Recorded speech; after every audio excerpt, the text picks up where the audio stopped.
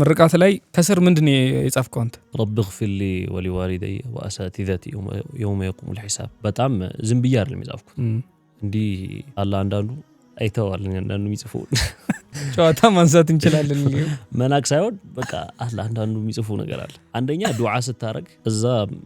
ተማሪ ምርቃት ላይ የሚገኝ ሰው ሲያነቡ ምናልባት አሚን ሊል ይችላል ከዛውላ ሰው አንዱ አሚን ሊል ይችላል አንደኛ ሁለተኛ ደግሞ እኔ ከልቤ ነው ያን የጻፍኩት ከልቤ ነው ዝም ብዬ አይደለም በጣም ለወላጆቼና ለኡስታዞቼ ትልቅ ቦታ አለኝ አሁን ድረስ ለምን እዚህ ሀያት ላይ ቁርአንን ያስተማረ ሰው አንደኛ ቁርአን ያስተማረ ሰው ህይወትን በጣም والله እኔ ከባዕደ በቃ ከአላህ ኒዕማ ከአላህ ውለታ ቀጥሎ ያው የቤተሰብ እንትን አለ ቤተሰብ የእናትና አባት እንትን አለ ከዛ በኋላ የኡስታዞች እንትን ይሄ ጀርባ እንትን ነው የኔ ጀርባ እንትን ይወር እንደዛ ነው እና በጣም ኡስታዞችን ከመጀመሪያው من البدايه ከመጀመሪያ ጀምሮ የነበሩ ኡስታዞችን አረሳቸውም والله ሁሌ ዱዓ እንዳደርኩላቸው ነው ሐቂቃ ገና من الاساس ነው ማለት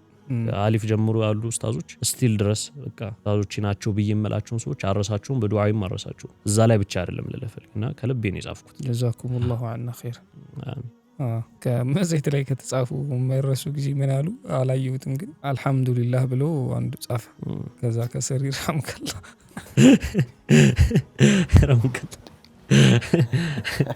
ይዋን የት ነው